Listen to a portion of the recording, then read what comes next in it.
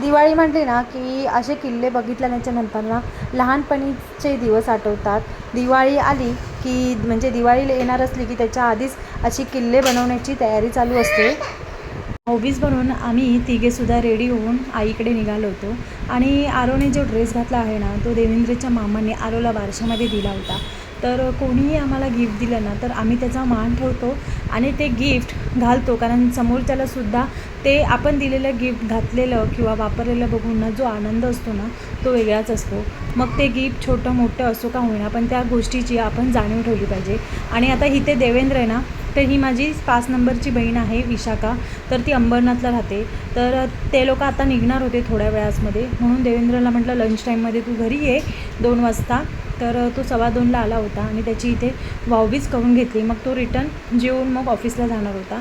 आता त्याची भाऊबीज झालेली आहे आणि आता इथे माझ्या 2 पुत्ररत्नांची भाऊबीज चालू आहे. तर त्याच्या ही सगळ्यात मोठी बहीण, माझ्या मोठ्या बहिणीची मुलगी आर्या. तर तिने दोघांची भाऊबीज करून घेतली. त्याच्यानंतर मग आमची सांजी आहे ती, आणि मग ओवी, अशा तिघी लाईनीमध्ये सगळे भाऊबीज करून घेतात. त्याच्यानंतर आणि आरवची ही फर्स्ट भाऊबीज होती. आता आरव 11 महिन्यांचा झालेला आहे. पुढच्या महिन्यात आरवचा बड्डे आहे. तर लवकरच आरव 1 वर्षाचा होतो आहे.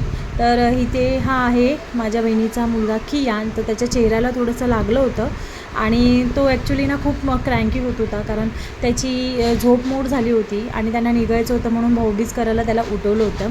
तर इथे अशी भाऊबीज चालू आहे आमची मस्तपैकी. असंच नेहमी आम्ही आमच्या आईच्या घरी मिळून एकत्र भाऊबीज करतो. कोणाचाही बड्डे वगैरे असेल तरी त्याचं एकत्र मिळून सेलिब्रेशन करतो. तर ही आमची सांजी दीदी आहे, आता ती भाऊबीज करते आरवला.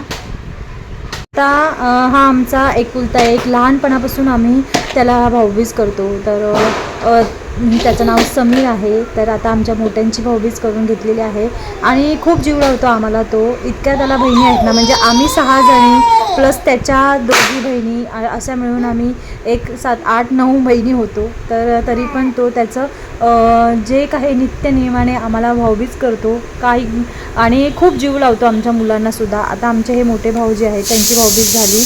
त्याच्यानंतर आता इथे आम्ही सगळी फॅमिली मिळून गप्पा मारत होतो. त्याच्यानंतर आता ही जी माझी बहीण आहे तर ती अंबरनाथला जायला निघाली होती, कारण आज भाऊबीज असल्यामुळे खूप ट्रॅफिक असणार. मग नेक्स्ट ब्लॉगमध्ये टिल देन बाय.